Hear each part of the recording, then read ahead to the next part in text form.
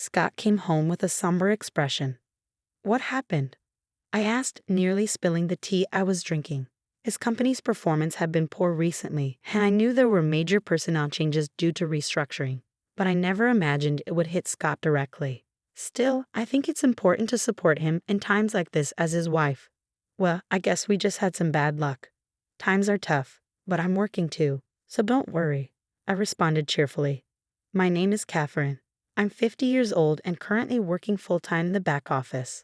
I live with my husband, Scott, who is 2 years older than me, my high school sophomore daughter, Julia, and my 72-year-old mother-in-law, Ethel.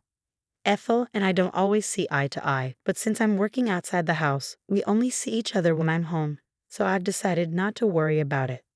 I told my daughter, your dad is a bit down because of the demotion, but try to act normally around him. However, Scott started to vent his frustrations on me. It's often said that people vent their frustration on those closest to them, those they trust the most, and indeed, all of it was directed at me. The next day, as I was cleaning the hallway during my day off, he passed by and suddenly said, You've put on weight since we got married, haven't you? Huh? Well, I am 50 after all. Even the gynecology pamphlets say that women tend to gain weight around menopause. But according to my company's health checkup, I'm not overweight, I replied. Forget the health checkup, your figure is too unsightly. You're just being lazy. If you're overweight, I'm embarrassed to be seen with you with your barrel-like figure, he said. I was at a loss for words when my husband suddenly said such a heartless thing. Then he added, ugly, and locked himself in his room. What? What's happening all of a sudden? I pinched my own side. I could tell that I had gained more than enough weight, but why now, all of a sudden? I felt as if I had been pierced by an arrow that had come flying at me out of the blue, so much so that I forgot I was holding the mop in my hand. It was that much of a shock. The mop slipped from my hand, clattering loudly as it fell onto the hallway floor. From that day on, Scott's attitude towards me became increasingly harsh. To make matters worse, my mother-in-law seemed to have listened to that weekend's argument and she jumped on it, doubling the power of the criticism. As I was climbing the stairs with a laundry basket, intending to hang the clothes, my mother-in-law descended from the second floor. No, she didn't descend. She just waited at the top of the stairs. She'd remark things like, Oh, how awful. If only you weren't so fat, we could pass each other on the stairs. I wouldn't have to wait here because only one person can pass due to your obesity. Furthermore, when I served fried chicken for dinner, she'd say, Isn't this what's making you fat? And would remove my plate. She'd suggest that the three of us who aren't overweight should eat my portion. My gynecologist told me after middle age, you either get fat or you lose weight, but my mother-in-law was on the thin side. She was skinny like a dried-up tree. But I was still able to tolerate her petty harassment. Such nuisances had been commonplace, so I was somewhat used to it. What really pierced my heart was my husband's behavior. Since that incident, my husband Scott stopped talking to me. There was no thank you or that was delicious, even when I served him breakfast. He'd just silently eat and then get up. He'd silently enter and leave the bathroom. We still shared the bedroom, but he just turned his back and played with his smartphone. I couldn't stand being treated as if I were invisible. One night in the bedroom, I gathered my courage and asked, Hey, did I do something to deserve being ignored? He responded, Not really, but I just don't want to talk to anyone other than humans. I don't want to be seen as a family with someone this fat. If you care about me, lose some weight. I was disheartened by his words, but it's inevitable after middle age and you know it, right? Even though I walk 1.2 miles for commuting, I'm trying my best in my own way, I said, trying to defend myself. I was trying hard to combat the weight gain due to aging. I continued, but he coldly turned his back and said, If the results aren't showing, it's the same as not trying. Don't talk to me anymore. From then on, he truly stopped responding to me. My mother-in-law continued to tease me about my weight, and whenever meat, fruits, or rice were on the table, she questioned, Are you allowed to eat that? Are you aware? I ended up only eating salads and boiled vegetables. Scott just watched all of this without saying a word, only moving his chopsticks in silence. I may be at the end of my marriage. I began packing my belongings in my spare time. If I'm going to be treated as invisible by Scott, then maybe it would be better to just become invisible. When I told my daughter, I'm thinking about going back to my parents' house, she responded, Yeah, I get it. I've seen Grandma and Dad always pick on you during mealtimes. It's hard to watch. I'll go with you, Mom. We can live at your parents' house, and I can still go to high school from there. Now tomorrow is the day when Scott's demotion officially kicks in, right after the winter break. Scott came over with a smile saying, "Let's have a drink, everyone. Just this once. Starting tomorrow, his life without subordinates will begin. I wonder if he finds that unbearable. But by this time, I've lost the will to go along with it. Even his plastered-on smile is irritating. Let's have a nightcap during dinner. I'll make wine spritzers," Scott said. This might be the first time he's spoken to me since the day after the announcement of his demotion. He added, "Julia can have juice, and I'll make a wine spritzer for you too, Catherine." He placed the prepared wine spritzers at 3 spots on the table. Strange why all of a sudden, when Scott turned his back for a moment to look for the TV remote, I sniffed the drink he had made. What? I smelled it faintly, but it was definitely that smell. I recognized the faint smell because I've used it in cooking before. How could he think to make me drink this? I won't stand for it anymore. My mother-in-law's harassment, being ignored by my husband. I'll pay them all back. The wine spritzer pushed me over the edge. "I'm sorry, could you get the camembert cheese from the fridge, Scott? It's from a local dairy farm and it's really delicious. I'm glad for the family time. Could you fetch it?" Thinking he should at least do that much when I expressed joy at family time, Scott headed towards the fridge. While he was away and before my mother-in-law and daughter sat down, I switched my drink with the one on the seat to my right. The right seat, it was Ethel's seat. Scott returned with the cheese. "Well, now that we've got the snacks ready, I'll call Julia and mother-in-law," I said loud enough for them to hear. "Dinner's ready." The two of them made their way to the dining room and took their seats. Just a regular dinner, except I didn't have any meatloaf or cornbread. Just salad, stewed chicken soup, cheese, and wine spritzer. Julia was having juice. "Let's eat," Julia said, breaking the silence. Scott and my mother-in-law remained silent. I sipped on the wine spritzer Scott had made. He was watching me closely. I smiled and said, "Yeah, it's good." "Huh." Scott murmured something under his breath, but I ignored him. I dug into the salad and then took another sip of the wine spritzer. Suddenly, a beam of red liquid shot out from my mother-in-law.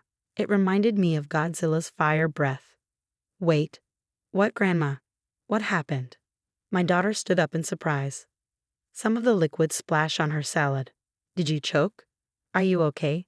Julia grabbed a towel and quickly returned, but as she handed the towel to my mother-in-law, who wiped her mouth, she gasped. "What? What is that?" "Grandma, your mouth, it looks like spicy cod roe." My mother-in-law began to freak out. "Hey you," he put it in my drink. She shrieked and lunged at me. I coldly brushed her hand away. "It wasn't me. Scott made it."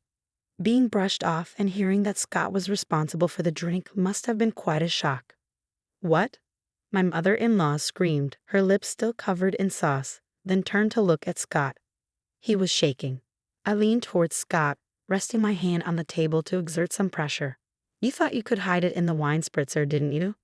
"I could smell it a little because I've used it before." "That was drop of hell, wasn't it?" "Drop of hell? I had bought it at a food fair in Alabama. It's not as famous as death sauce, but it has a hint of lime that I like for its homey taste."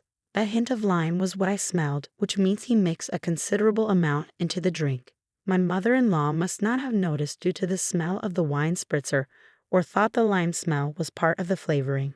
That's probably why she drank it. But regardless, this was a seriously malicious prank, extremely vicious. "Wait, Dad did that." Julia wore a shocked expression. "I actually intended for Catherine to drink it," Scott confessed. "You should exchange it with yours."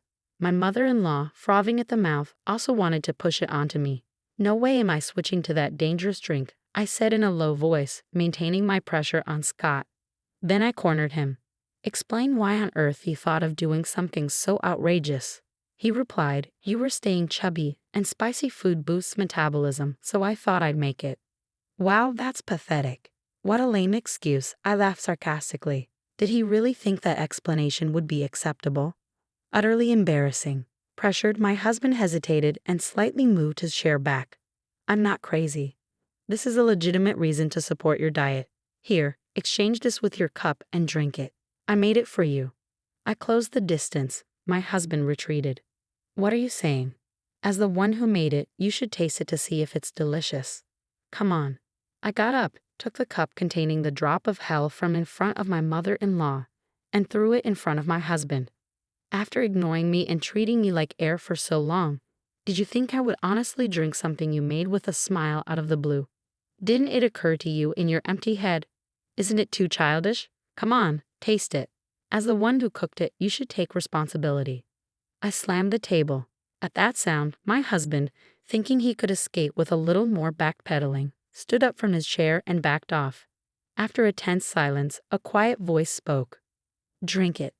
My husband and I turned to the source of the voice. The voice came from our daughter Julia. Julia started to speak as if she was squeezing out the words. Taking your frustration out on Mom, who supports you the most when things don't go well at work, and repeating cruel treatments. This is like a childish prank. I might not be supposed to say this to my parents, but it's too childish and unbearable to watch. Our daughter stood up too and continued, facing her father. Is it wrong to be overweight? Mom wakes up early and walks to work, and she also brings lunch, so it's not like she's not trying. Then she turned to her grandmother.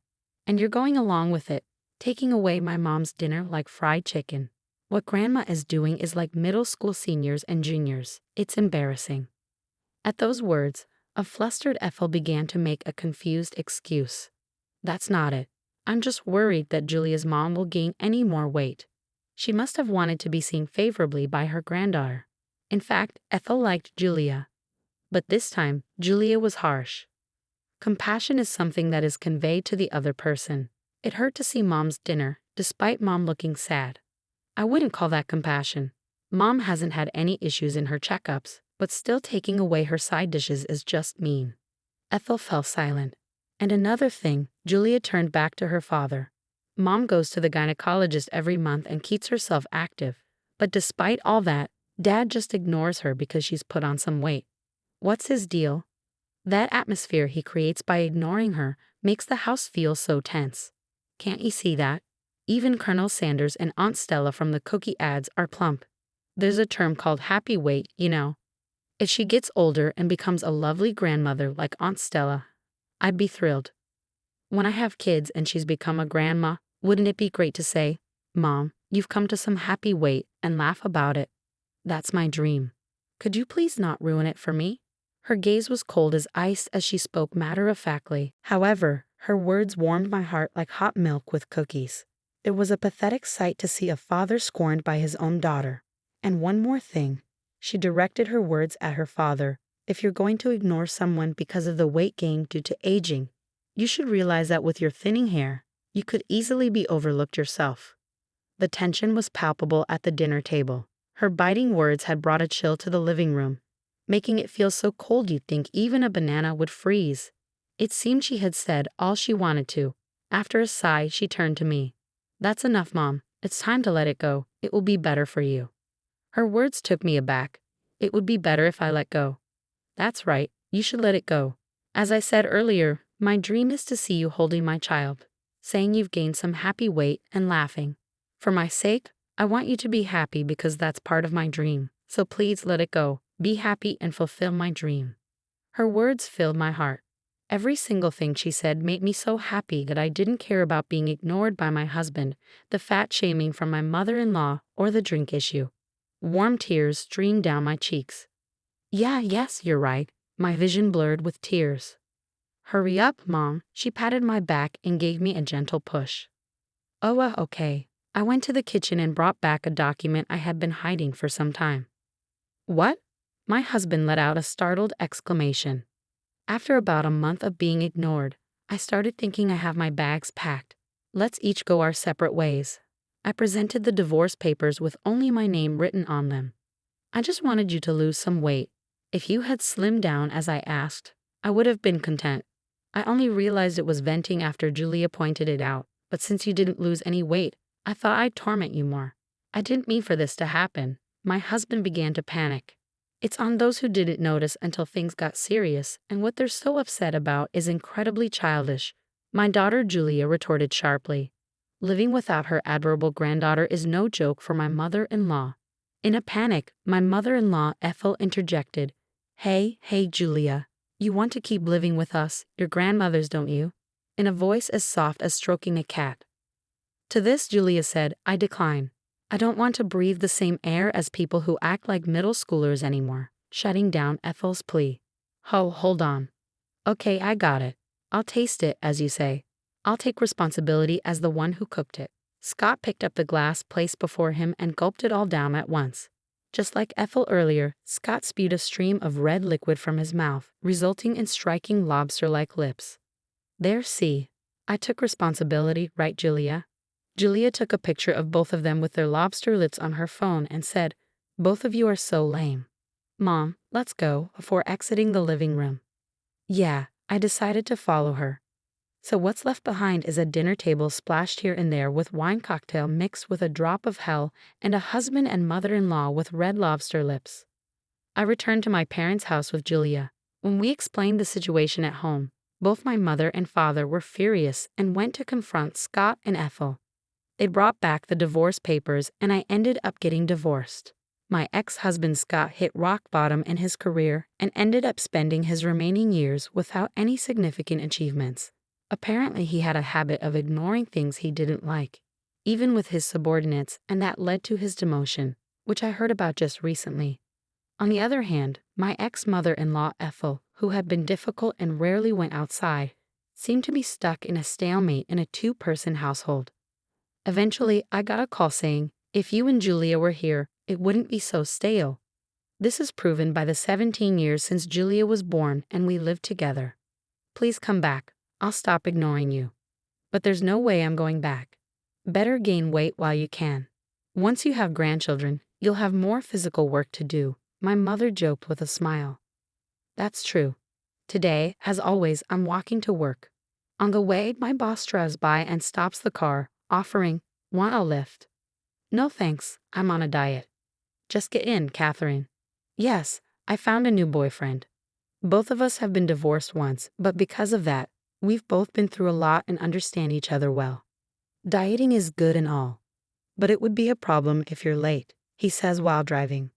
I've never been late before, I respond, puffing up my cheeks. He glances my way and prods my puffed up cheek with his finger. Give me the time you saved by riding in the car today for our conversation, he says, ever the talkative boyfriend.